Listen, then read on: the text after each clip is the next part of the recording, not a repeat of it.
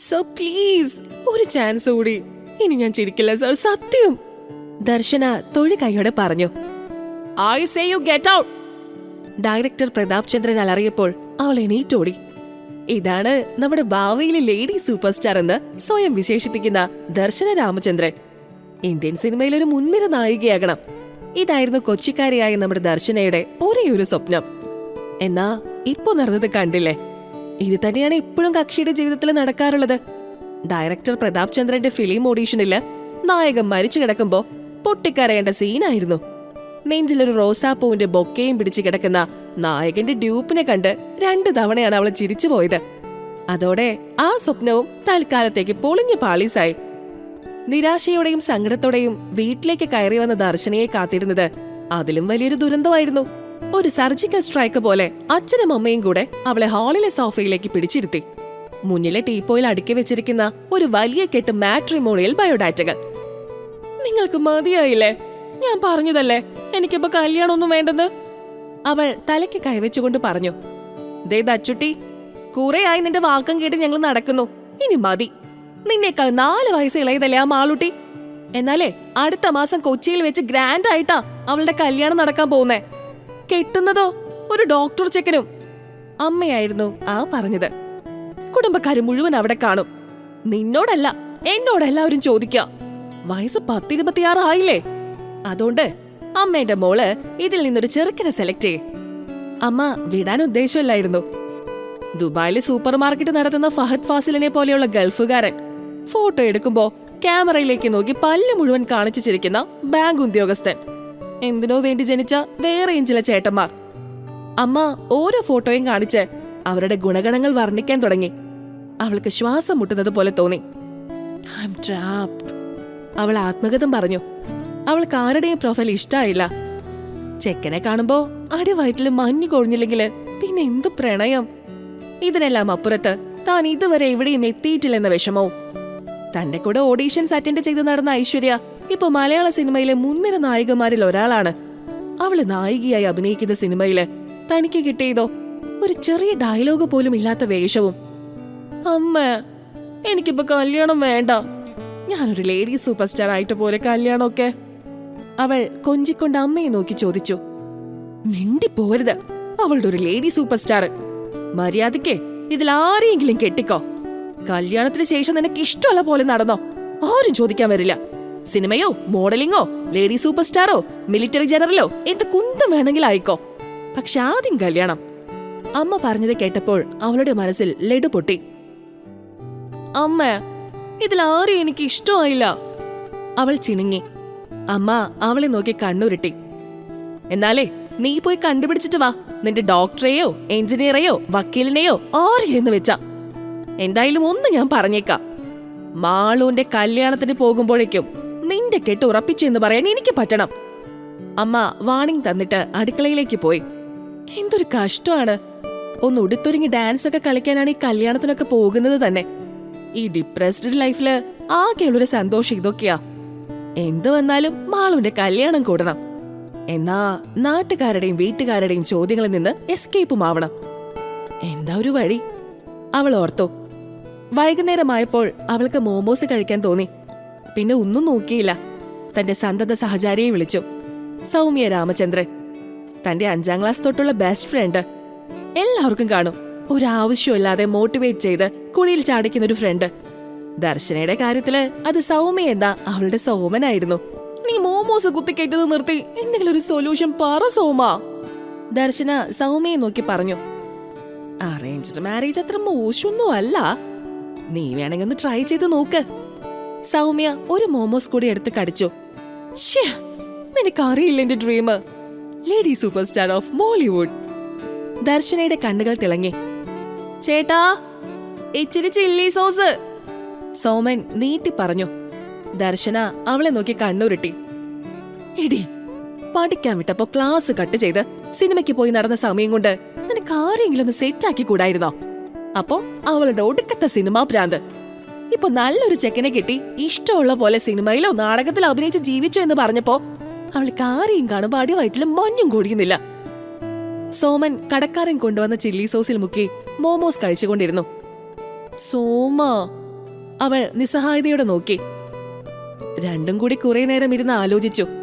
സൗമ്യ കുറെ ആലോചിച്ചപ്പോ അവൾക്കൊരു സൊല്യൂഷൻ കിട്ടി. എടി, ഒരു ഐഡിയയുണ്ട്. കുറച്ച് കൂടിയതാ, എന്നാലും ഇനിയിപ്പോ വേറെ വഴിയൊന്നുമില്ല. എന്താ സോമ? ദർശന പ്രതീക്ഷയോടെ അവളെ നോക്കി. മാളുന്റെ കല്യാണം കഴിഞ്ഞതുവരെ നിനക്കൊരു കാമുകനുണ്ടെന്ന് വീട്ടുകാരുടെ മുന്നിൽ അഭിനയിക്ക്. അതും നാട്ടുകാരെ ഞെട്ടിക്കുന്ന ഒരു ഹൈ-ഫൈ NRI ഡോക്ടർ കാമുകൻ. ദർശനയ്ക്ക് ആ ഐഡിയ കൊള്ളാമെന്ന് തോന്നി. അവൾ തന്റെ മനസ്സിലെ ഫാന്റസീസിനെല്ലാം ചിറക് വെപ്പിച്ചു. പക്ഷേ അങ്ങനെ ഒരു കാമുകയില്ലല്ലോ. ദർശന വേവലാതിപ്പെട്ടു. നീ വല്ല ഡേറ്റിംഗ് ആപ്പും ഇൻസ്റ്റാൾ ചെയ്യ്. കുറച്ചുപേരെ നേരിട്ട് കണ്ട് സംസാരിക്ക. ആരെങ്കിലൊക്കെ സെറ്റാവാതിരിക്കില്ല. സോമൻ ബില്ല് വാങ്ങി ദർശനയ്ക്ക് കൊടുത്തു. അന്ന് രാത്രി വീട്ടിലെത്തിയ ദർശന ഡേറ്റിംഗ് ആപ്പ് ഇൻസ്റ്റാൾ ചെയ്തു.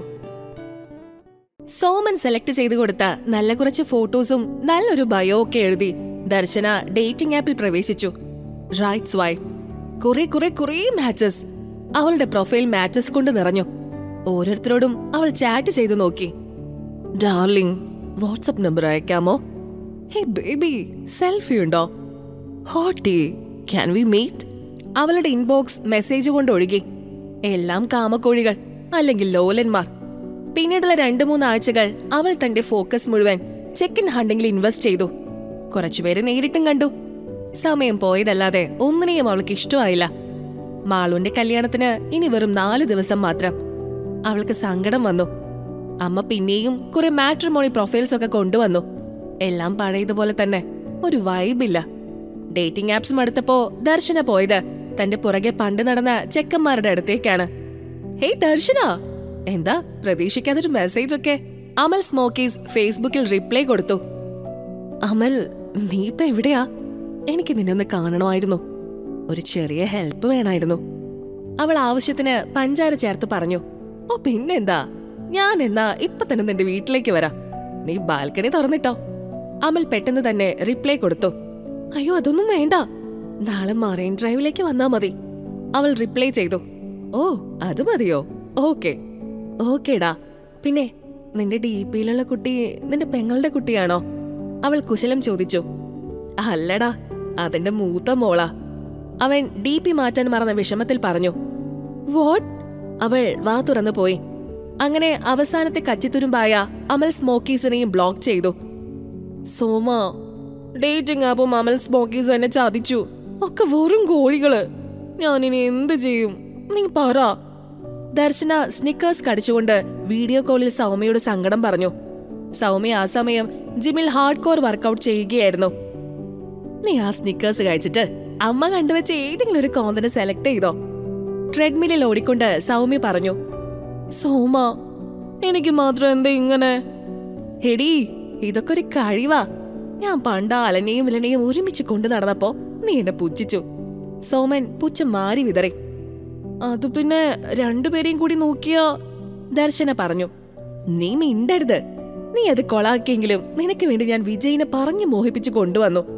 അതുവരെ അവനെ പ്രേമിക്കാൻ റെഡിയാണെന്ന് പറഞ്ഞ് നീ ലാസ്റ്റ് മിനിറ്റിൽ കാല് മാറി. അത് പിന്നെ അവന്റെ ആ നോട്ടവും ഐ ലവ് യു പറച്ചിലും കണ്ടപ്പോ എനിക്ക് ഓക്കാനും വന്നു. ദർശന വിട്ടുകൊടുത്തില്ല. ആടി, നീ കാരണം പിന്നെ എനിക്ക് അവനെ പ്രേമിക്കേണ്ടി വന്നു. 3 മാസാണ് ഞാൻ ആ കാട്ടുപോത്തിനെ കൊണ്ടു നടന്നത്. ഇതൊക്കെ അല്ലടി സ്നേഹം, ദർശന ഇളിച്ചുകൊണ്ട് പറഞ്ഞു. അവർ 2 പേരും പിന്നെയും അങ്ങോട്ടും ഇങ്ങോട്ടും ഓരോന്ന് പറഞ്ഞ് സമയം നീക്കി. ഒടുവിൽ ദർശന വിധിക്ക് കീഴടങ്ങാൻ തീരുമാനിച്ചു.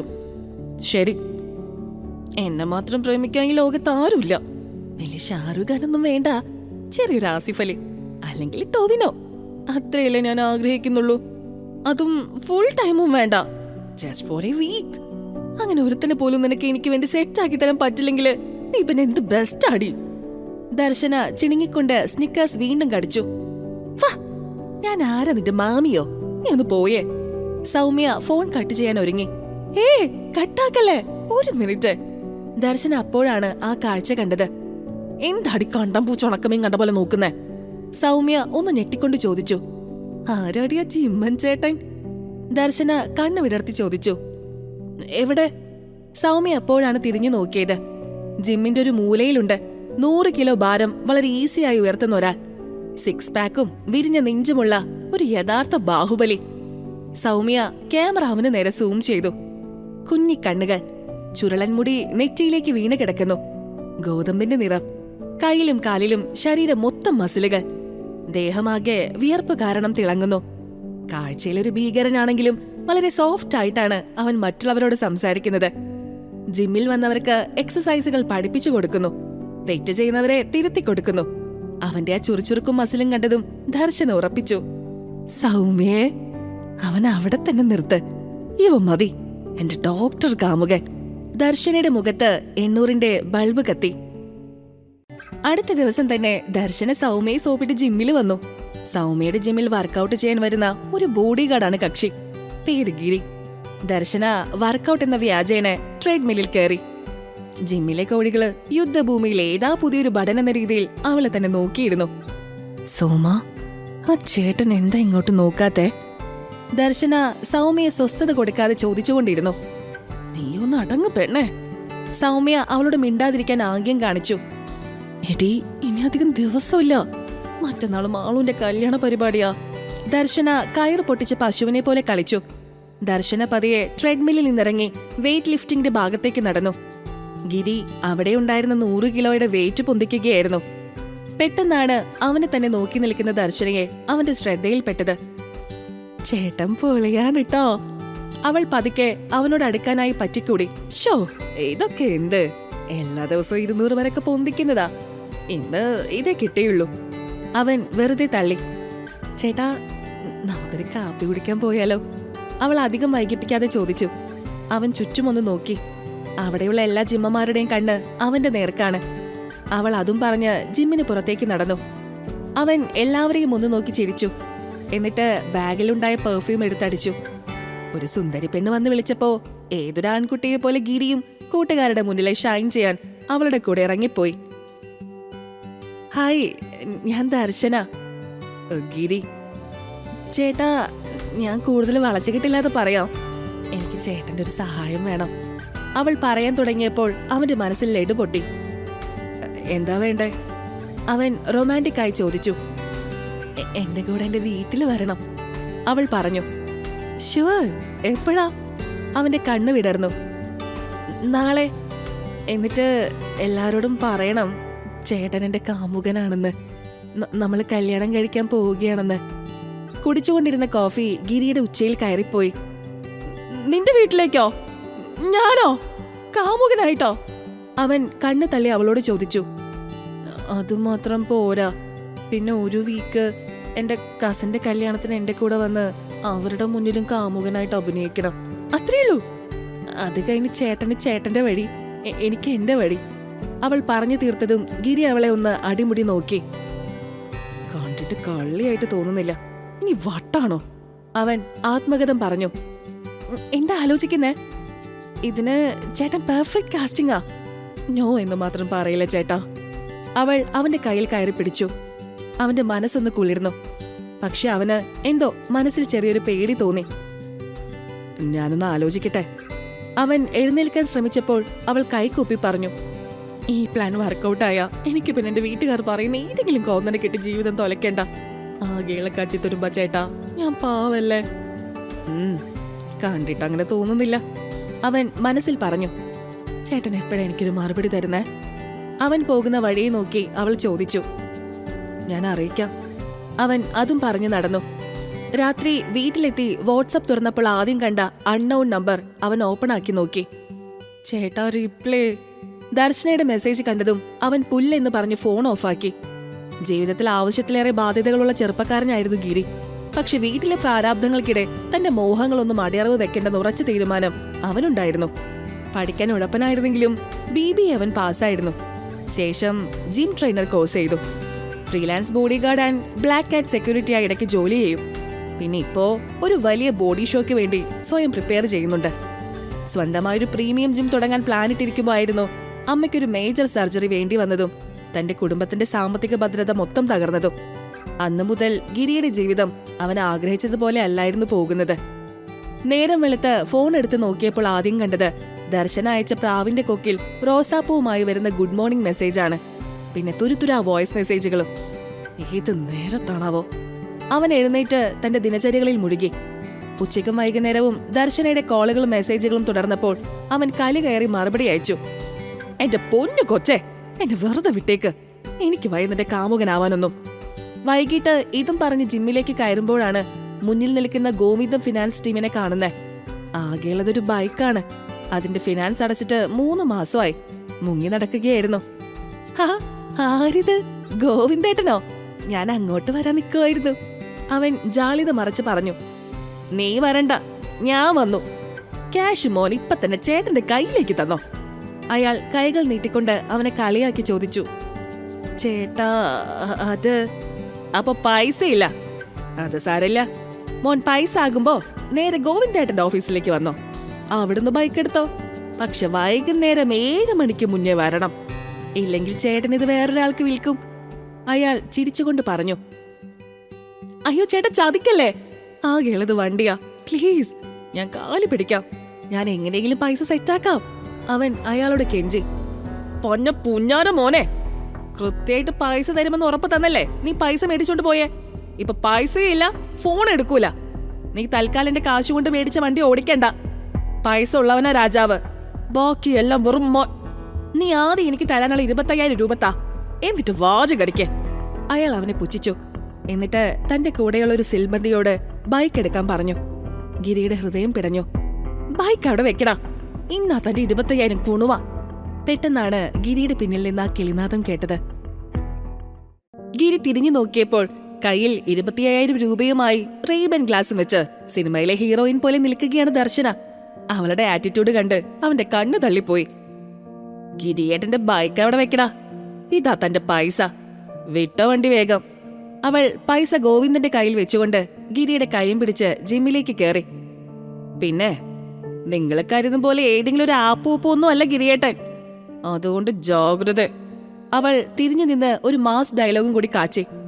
എല്ലാവരും ഇരുവരെയും നോക്കി അന്തം വിട്ട് നിൽക്കുകയാണ്. ഒരു 10 സെക്കൻഡ് കഴിഞ്ഞിട്ടാണ് ഗിരിക്ക് റിയാലിറ്റി എന്തെന്ന് മനസ്സിലായത്. എടി, നിന്നോട് ആരാ കാശ് കൊടുക്കാൻ പറഞ്ഞേ? അവൻ അവളോട് ചീറി. എന്റെ കയ്യിൽ അപ്പൊ ക്യാഷ് ഉണ്ടായിരുന്നു, പിന്നെ ഞാൻ ഇതെന്തായാലും ചേട്ടന് തരാമെന്ന് കരുതി തന്നെ വന്നതാ. അപ്പോഴാ ഇങ്ങനൊരു സീൻ ഇവിടെ കണ്ടത്. അവൾ കൂളായി പറഞ്ഞു. എനിക്ക് വേണ്ട നിന്റെ പിച്ചക്കാശൊന്നും. അവൻ മെയിലേക്ക് ഹേർട്ടായപ്പോൾ പറഞ്ഞു. എന്നാ എന്റെ ക്യാഷ് ഇപ്പൊ തിരിച്ചതാ. അവൾ കൈ നീട്ടി. അത് ഞാൻ നാളെ തരാം. അവൻ ഒന്ന് പതറിയെങ്കിലും കട്ടയ്ക്ക് നിന്നു. ചേട്ടനെ കൊണ്ട് നാളെ എന്നല്ല മറ്റന്നാ പോലും തരാൻ പറ്റില്ല. അത് സാരമില്ല, ചേട്ടൻ എനിക്ക് ഈ കാശിന് പ്രത്യുപകാരം പോലെ എന്നെ ഒന്ന് ഹെൽപ്പ് ചെയ്തു തന്നാ മതി. ഈ പൈസ എനിക്ക് തിരിച്ചു വേണ്ട. അവൾ പറഞ്ഞപ്പോൾ അവനൊന്ന് അവളെ തറപ്പിച്ചു നോക്കി. ചേട്ടാ, ഞാനിങ്ങനെ പിന്നാലെ നടന്ന് കാലി പിടിക്കുമ്പോ ഇതിലെന്തെങ്കിലും കാര്യം ഉണ്ടാവുമെന്ന് തോന്നുന്നില്ലേ? എന്റെ ജീവിത പ്രശ്നമാണ്. അമ്മയ്ക്ക് മറ്റുള്ളവരുടെ മുന്നിൽ ഉത്തരം പറയാൻ വയ്യാത്തോണ്ട് എന്നെ പിടിച്ച് കെട്ടിക്കണം. അറിയാലോ നമ്മുടെ നാട്ടുകാരുടെ ചോദ്യങ്ങള്. എന്താ മോൾക്ക് കല്യാണം ആവാത്തെ? പ്രേമമുണ്ടോ? അസുഖം വല്ലതുണ്ടോ? അമ്മയ്ക്ക് മതിയായി. എനിക്കാണെങ്കിലും നാട്ടുകാരുടെ വായടപ്പിക്കാൻ വേണ്ടി ഇപ്പൊ കല്യാണമൊന്നും കഴിക്കാൻ വയ്യ. ഞാൻ എന്റെ കരിയറിന്റെ എവിടെ എത്തിയിട്ടില്ല. ഒരു ലേഡി സൂപ്പർ സ്റ്റാർ ആകണമെന്ന എന്റെ ആഗ്രഹം. അത് നടക്കാതെ എനിക്കൊരു കല്യാണവും പറ്റില്ല. ജീവിതത്തിൽ പ്രേമങ്ങളൊന്നും കാര്യമായി ഉണ്ടായിട്ടില്ല. അതുകൊണ്ടാ ഞാൻ വാടകയ്ക്ക് ഒരു കാമുകനെ സെറ്റാക്കാൻ തീരുമാനിച്ചത്. 2 ദിവസം കൂടിയുള്ളൂ എന്റെ കസിന്റെ കല്യാണത്തിന്. അവൾ ആത്മാർത്ഥമായി മനസ്സ് തുറന്ന് സംസാരിച്ചു. അവനൊന്നും പറയാതെ നിന്നപ്പോൾ അവൾ അവിടെ നിന്ന് പോകാൻ തീരുമാനിച്ചു. എടോ, അവൾ സ്റ്റെയർ കേസ് ഇറങ്ങുമ്പോൾ അവൻ വിളിച്ചു. തന്റെ കാശ് വാങ്ങിച്ചത് കൊണ്ടല്ല ഞാൻ ഇതിന് സമ്മതിക്കുന്നത്. അത് ഞാൻ എന്തെങ്കിലും തിരിച്ചു തരും. പക്ഷെ തന്റെ സിറ്റുവേഷൻ എനിക്ക് മനസ്സിലായി. അത് സത്യമാണെന്ന് വിശ്വസിക്കുന്നത് കൊണ്ടാ ഞാൻ ഓക്കെ പറയുന്നത്. അവൻ സീരിയസ് ആയി പറഞ്ഞു. താങ്ക് യു സോ മച്ച് ഏട്ടാ. അവൾ അവനെ നോക്കി വിരലുകൾ കൊണ്ട് ഹേർട്ട് കാണിച്ചു. അടുത്ത ദിവസം രാവിലെ തന്നെ ദർശന ഗിരിയെ വീട്ടിലേക്ക് കൂട്ടിക്കൊണ്ടുവന്നു. വീടിന്റെ പടികൾ കയറുമ്പോൾ അവൾ എന്തോ ഓർത്തതുപോലെ അവനെ പിടിച്ചു വെച്ചു. അയ്യോ, ഒരു കാര്യം പറയാൻ മറന്നു. ചേട്ടൻ ഇപ്പൊ മുതല് ബോഡി ഗാർഡ് ഗിരിയല്ല, UK പ്രാക്ടീസ് ചെയ്യുന്ന ഒരു ഗംഭീര ഡോക്ടർ ഗിരിയാണ്. അവൾ അടക്കം പറഞ്ഞു. അമ്മേ, ഡോക്ടറോ? അവന്റെ തൊണ്ടയിലെ വെള്ളം വറ്റിപ്പോയി. അപ്പോഴേക്കും അവൾ ഓടി അകത്തേക്ക് കയറിയിരുന്നു. അവനൊന്ന് ഉമിനീരിറക്കി വിറയ്ക്കുന്ന കാലുകളുമായി അകത്തേക്ക് കയറി. എല്ലാവരും ഹാളിൽ ഇരിക്കുകയായിരുന്നു. അവൾ അപ്പോഴേക്കും കാര്യങ്ങൾ അവതരിപ്പിച്ച് കഴിഞ്ഞിരുന്നു. ഗിരിയുടെ ഇറുകിയ ഷർട്ടും മസിൽ പെരുപ്പും കണ്ടപ്പോൾ അച്ഛന്റെയും അമ്മയുടെയും കണ്ണ് തള്ളിപ്പോയി. അവർ പരസ്പരം നോക്കി. എന്നാൽ അവിടെ കുടുംബത്തിലെ ഏറ്റവും വലിയ കാരണവരായ വലിയപ്പൂപ്പൻ ഒരു ചാരുകസേരയിൽ വളരെ ഗൗരവത്തിൽ ഇരിപ്പുണ്ടായിരുന്നു. ദർശന വളരെ ആവേശത്തോടെയും അഭിമാനത്തോടെയും അവനെ പരിചയപ്പെടുത്തി. അച്ഛാ, ഇതാണ് ഞാൻ പറഞ്ഞ ആള്, ഗിരി. ലണ്ടനില് വലിയൊരു ഡോക്ടറാ. വലിയപ്പൂപ്പൻ കണ്ണട ഒന്ന് താഴ്ത്തി ഗിരിയെ അടിമുടി നോക്കി. ലണ്ടനിലോ? കൊള്ളാലോ. അവിടെ ഏത് ഡിപ്പാർട്ട്മെന്റിലാ? ഏതാ സ്പെഷ്യലൈസേഷൻ? പെട്ടെന്നുള്ള ചോദ്യം കേട്ട് ഗിരി ഒന്ന് പതറി. ഈ കിളവൻ അങ്ങനെ ഇതൊക്കെ അറിയാം. അവന്റെ മനസ്സിലെ ചോദ്യം മനസ്സിലാക്കിയ പോലെ അവൾ പറഞ്ഞു. അപ്പൂപ്പൻ മിലിറ്ററിയിലായിരുന്നു. അവൻ ജീവിതത്തിൽ കണ്ടിട്ടുള്ള എല്ലാ ഡോക്ടർമാരുടെയും നെയിം ബോർഡും ഓർത്തു. ABCD അല്ലാതെ അവന്റെ വായില് മെഡിക്കൽ വാക്കുകൾ ഒന്നും വന്നില്ല. ഏതാ സ്പെഷ്യലൈസേഷൻ എന്ന് പറഞ്ഞില്ലല്ലോ? വലിയപ്പൂപ്പൻ തന്റെ ഘനഗംഭീര ശബ്ദത്തിൽ വീണ്ടും ചോദിച്ചു. ഗിരി പേടിച്ച് അറിയാതെ പറഞ്ഞു പോയി. Orthopaedic surgeon, specialising in deadlifts. Deadlift എന്ന വാക്ക് കേട്ട് ദർശനം ഞെട്ടിത്തെറിച്ച് തലയിൽ കൈവച്ചു പോയി. ഹാളിൽ കനത്ത നിശബ്ദത. വലിയപ്പൂപ്പന്റെ മുഖം ഒന്നുകൂടി ഗൗരവത്തിലായി. അദ്ദേഹം കണ്ണുകൾ ഇടുക്കി സംശയത്തോടെ ചോദിച്ചു. ഡെഡ് ലിഫ്റ്റോ? അതെന്താ മെഡിക്കൽ സയൻസിലെ പുതിയ വല്ല ട്രീറ്റ്മെന്റും ആണോ? അതെ, ഈ അടുത്ത് തുടങ്ങിയതാ. ഞാനതിൽ റിസർച്ചും ചെയ്യുന്നുണ്ട്. അവൻ എന്തൊക്കെയോ പറഞ്ഞൊപ്പിച്ചു. എന്തായാലും നന്നായി. എന്റെ ഈ വലത്തെ കാൽമുട്ടിനെ ഭയങ്കര വേദനയാ. കഴിഞ്ഞ 10 വർഷമായിട്ട് എഴുന്നേൽക്കാൻ വലിയ പാടാ. ഡെഡ് ലിഫ്റ്റ് ഡോക്ടർ ഇപ്പൊ തന്നെ എന്റെ കാൽമുട്ടൊന്ന് പരിശോധിച്ചേ. വലിയപ്പൂപ്പൻ കാലൊന്ന് നീട്ടിവെച്ചു കൊടുത്തു. ഇതുകൂടി ആയപ്പോൾ ദർശനയുടെ ശ്വാസം തൊണ്ടയിൽ കുരുങ്ങി. എന്തു പറയണമെന്നറിയാതെ അവൾ വിയർത്തു. ഇരുമ്പുകട്ടകളെടുത്ത് തഴമ്പിച്ച ആ വലിയ കൈകൾ വിറച്ചുകൊണ്ട് ഗിരി ആ വലിയപ്പൂപ്പന്റെ കാൽമുട്ടിന് നേരെ പതുക്കെ നീട്ടി. ഒരു ഡോക്ടറെ പോലെ അവൻ ആ കാലിൽ പിടിച്ചു. ഹാളിലെ കനത്ത നിശബ്ദതയെ ഭേദിച്ചത് ദർശനയുടെ നെഞ്ചിടിപ്പ് മാത്രമായിരുന്നു. ഇപ്പൊ വലിയപ്പൂപ്പന്റെ കാലൊടിയുമെന്ന് കരുതി ദർശന കണ്ണുകൾ ഇറുകി അടച്ചു. എന്നാൽ വളരെ ശാന്തമായി ഗിരി പറഞ്ഞു തുടങ്ങി. അപ്പൂപ്പ, നിങ്ങളുടെ സന്ധിവേദനയ്ക്ക് കാരണം ഓവർ കലോറി ഡെഫിസിറ്റും വീക്ക് മസിലുകളുമാണ്. ഇതെന്ന് മെഡിക്കൽ സയൻസ് എന്ന് വീട്ടുകാർ ചിന്തിക്കുന്നതിന് മുൻപ് തന്നെ ഗിരി വലിയപ്പൂപ്പന്റെ കാലിൽ ഒന്ന് അമർത്തി തിരുമ്മി. ഹാളിലാകെ മുഴങ്ങിക്കേട്ടുകൊണ്ട് ഭയാനകമായൊരു ശബ്ദം. ക്രാക്ക്! വലിയപ്പൂപ്പൻ ഉറക്കെ ഒന്ന് നിലവിളിച്ചു. എല്ലാം തീരുമാനമായി ഉറപ്പിച്ച ദർശന പെട്ടിയും കിടക്കയും പാക്ക് ചെയ്യാൻ വേണ്ടി സ്റ്റെയർ കേസ് ലക്ഷ്യമാക്കി നടന്നു. പക്ഷെ പെട്ടെന്നാണ് അവളെ അച്ഛൻ തടഞ്ഞത്. അച്ഛൻ അവളെ അപ്പൂപ്പന്റെ നേരെ തിരിച്ചു നിർത്തി. അവൾ ആ കാഴ്ച കണ്ട് ഞെട്ടിത്തെറിച്ച് നിന്നുപോയി. അപ്പൂപ്പൻ കണ്ണുകൾ തുറന്ന് പതുക്കെ എഴുന്നേറ്റ് ആ കാലിൽ ഭാരം കൊടുത്തു നിൽക്കുന്നു. ചുളിവ് വീണ ആ മുഖത്ത് വലിയൊരു ചിരി വിടർന്നു. എന്റെ കാൽമുട്ട് വേദന പൂർണ്ണമായും മാറിയിരിക്കുന്നു. വലിയപ്പൂപ്പൻ ഗിരിയെ കെട്ടിപ്പിടിച്ചു. അമ്മ, ഗിരിമോന് ചായ എടുക്ക എന്ന് പറഞ്ഞ് അടുക്കളയിലേക്ക് ഓടി. അച്ഛൻ ഗിരിയെ സോഫയിലിരുത്തി എന്തൊക്കെയോ ചോദിക്കാൻ തുടങ്ങി. ദർശനയുടെ മുഖത്ത് വിജയത്തിന്റെ ഒരു കള്ളച്ചിരി വിടർന്നു. വീട്ടിലെ കാര്യങ്ങളൊക്കെ ഓക്കെ ആയെന്ന് തോന്നിയപ്പോൾ ദർശന ഇനി കുടുംബക്കാരെ ഇംപ്രസ് ചെയ്യിപ്പിക്കാനുള്ള പണികൾ തുടങ്ങി. ഗിരിയുടെ ആ ഇറുകിയ ടീഷർട്ടും മസിലും കണ്ടാൽ ആരും ഡോക്ടറാണെന്ന് വിശ്വസിക്കില്ല എന്ന് മനസ്സിലാക്കിയ ദർശന പിറ്റേന്ന് അവനെയും കൂടി ലുലു മാളിലേക്ക് തിരിച്ചു. ആദ്യം വാങ്ങേണ്ടത് കല്യാണത്തിന് പോകുമ്പോൾ ഇടാനുള്ള ഡ്രസ്സാണ്. അവിടെയുള്ള ഒരു വില കൂടിയ ബുട്ടിക്കിൽ കയറി ഗിരി ഒരു ഡിസൈനർ സ്ലിം ഫിറ്റ് സ്യൂട്ട് ഇട്ടു നോക്കി. തനിക്ക് പാകമാണെന്ന് നോക്കാൻ ഗിരി തന്റെ മസിലുകൾ ഒന്ന് വികസിപ്പിച്ചു. ആ വില കൂടിയ കോട്ടിന്റെ തുന്നലുകൾ പൊട്ടി വിടർന്നു. സെയിൽസ്മാൻ തലയിൽ കൈവച്ചു പോയി. ഒടുവിൽ കടയിലുള്ള ഏറ്റവും വലിയ വസ്ത്രങ്ങൾ അവർക്ക് വാങ്ങേണ്ടി വന്നു. സോറി, അവൻ അവളെ നോക്കി ഇളിച്ചു കാട്ടി. അവൾ അവനെയും കൂട്ടി മാളിൽ നിന്നിറങ്ങി. തുടർന്ന് തങ്ങൾ തമ്മിലുള്ള കെമിസ്ട്രി ശരിയാക്കാൻ ദർശൻ അവനെ മറൈൻ ഡ്രൈവിലേക്ക് കൊണ്ടുപോയി. അതെ ചേട്ടാ, നമ്മൾ തമ്മിൽ കടുത്ത പ്രേമത്തിലാണെന്ന് എല്ലാവർക്കും തോന്നണം, ദർശന പറഞ്ഞു. അവൻ ഒരു പ്രോട്ടീൻ ബാർ കഴിക്കുകയായിരുന്നു. അതവിടെ വെച്ച് നിങ്ങൾ എന്റെ കണ്ണുകളിലേക്ക് നോക്കി വളരെ റൊമാൻറ്റിക്കായി എന്റെ കൈകൾ പിടിക്കണം. ഒന്ന് ട്രൈ ചെയ്താലോ? ഗിരി വളരെ ഗൗരവത്തിൽ അവളുടെ കൈത്തണ്ടയിൽ മൃദുവായി പിടിച്ചു. എന്നിട്ട് അവളുടെ കണ്ണുകളിലേക്ക് തീവ്രമായി നോക്കി. അവന്റെ കുഞ്ഞിക്കണ്ണുകളും നെറ്റിയിലേക്ക് വീണ് കിടക്കുന്ന ചുരുളൻ മുടിയിഴകളും കട്ടിപ്പുരുകവും ചുവന്ന ചുണ്ടുകളും. ദർശനയുടെ മനസ്സിൽ ഒരു പ്രണയം മുട്ടിട്ടു. എന്നാൽ ഗിരി പെട്ടെന്ന് പറഞ്ഞു, നിന്റെ റെസ്റ്റിംഗ് ഹാർട്ട് റേറ്റ് 112. നിന്റെ ഹെൽത്ത് വളരെ മോശാ. നീ എന്താ ബോഡി ശ്രദ്ധിക്കാതെ? ഇത് കേട്ട് ദർശന സ്വന്തം തല മറൈൻ ഡ്രൈവിലെ കമ്പിയിൽ ഇടിപ്പിച്ചു. ഇതൊരു നടക്കി പോകുന്ന ലക്ഷണമില്ല. അവൾ അവരോട് നടക്കാൻ പറഞ്ഞു. അന്ന് വൈകുന്നേരമായിരുന്നു മാളുവിന്റെ പ്രീ വെഡിംഗ് പാർട്ടി. ഇതിനോടകം തന്നെ അമ്മ അമ്മായിമാരുടെ വാട്സപ്പ് ഗ്രൂപ്പിൽ നല്ല എരിവും പുളിയും ഒക്കെ ചേർത്ത് ഗിരിയെ പറ്റി വാ തോരാതെ പറഞ്ഞു കഴിഞ്ഞിരുന്നു. മാളുവിന്റെ പ്രതിശ്രുതപരനായ യഥാർത്ഥ ഡോക്ടർ ജീവൻ രാജ് അവിടെ എത്തിയിരുന്നു. ഇന്നത്തെ സ്റ്റാർ ജീവൻ രാജായിരുന്നു. എല്ലാവരും അവനെ പുകഴ്ത്തിക്കൊണ്ടിരിക്കുമ്പോഴാണ് ദർശനയും അച്ഛനും അമ്മയും വല്യപ്പൂപ്പനും ഗിരിയും അങ്ങോട്ടേക്ക് എത്തിയത്. എല്ലാവരും ഗിരിയെ തന്നെയായിരുന്നു ശ്രദ്ധിച്ചത്. ദർശനയുടെ അമ്മ ഗ്രൂപ്പിൽ പറഞ്ഞതിന് മാത്രം വെയിറ്റുള്ള ഡോക്ടർ തന്നെയാണോ ഗിരിയെന്ന് എല്ലാവരും ചൂഴ്ന്നു നോക്കി.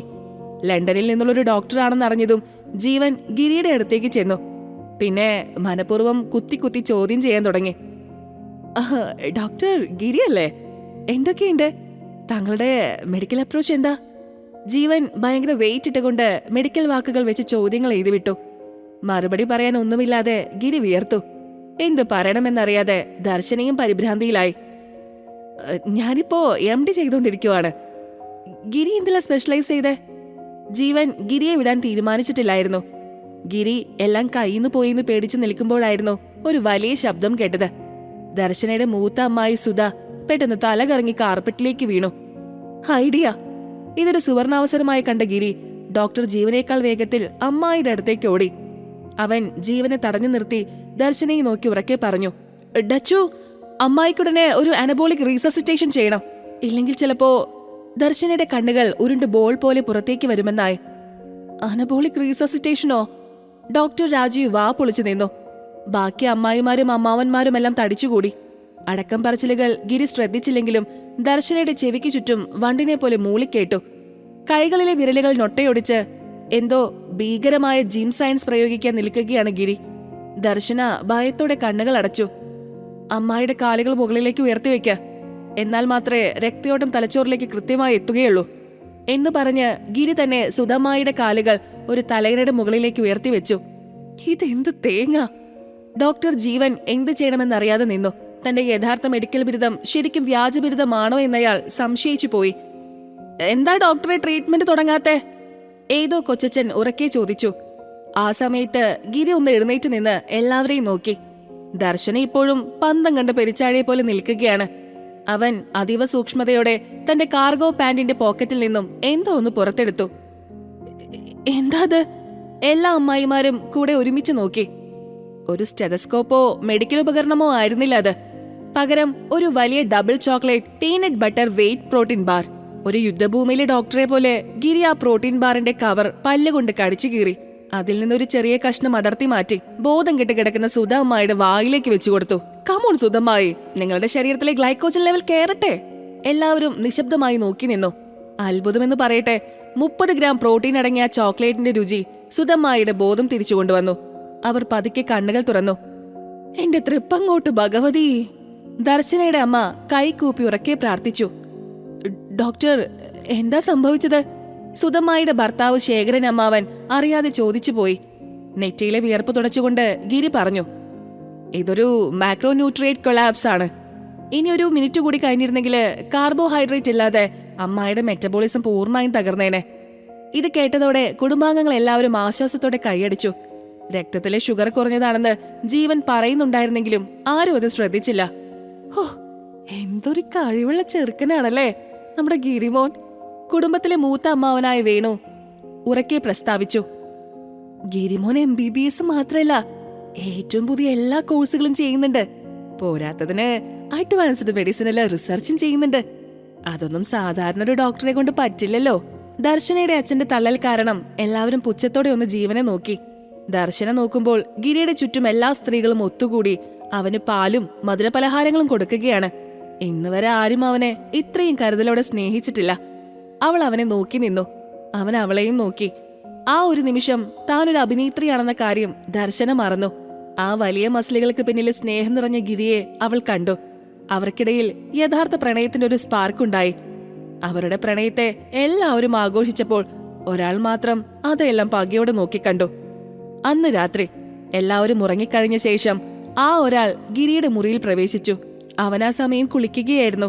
അവരുടെ കണ്ണുകൾ ഗിരിയുടെ വലിയ ബാഗിലുടക്കി. മെഡിക്കൽ പുസ്തകങ്ങളോ ഉപകരണങ്ങളോ കാണാമെന്ന പ്രതീക്ഷയിൽ ആ ബാഗ് തുറക്കപ്പെട്ടു. പക്ഷേ അവിടെ കണ്ടത് വലിയൊരു 5 കിലോയുടെ വെയ് പ്രോട്ടീൻ ഡപ്പയായിരുന്നു. അതിന് താഴെ കുറെ ബോഡി ബിൽഡിംഗ് മാഗസീനുകളും. കൂടുതൽ പരതിയപ്പോൾ ബാഗിന്റെ അടിയിൽ നിന്നൊരു പ്ലാസ്റ്റിക് കാർഡ് കയ്യിൽ തടഞ്ഞു. അത് വെളിച്ചത്തേക്ക് പിടിച്ചു നോക്കിയപ്പോൾ അതിൽ ഗിരിയുടെ ഒരു വലിയ ഫോട്ടോയും ചുവന്ന അക്ഷരത്തിൽ ഇങ്ങനെ എഴുതിയിട്ടുണ്ടായിരുന്നു: Giri Pavithran, elite security and bodyguard for higher.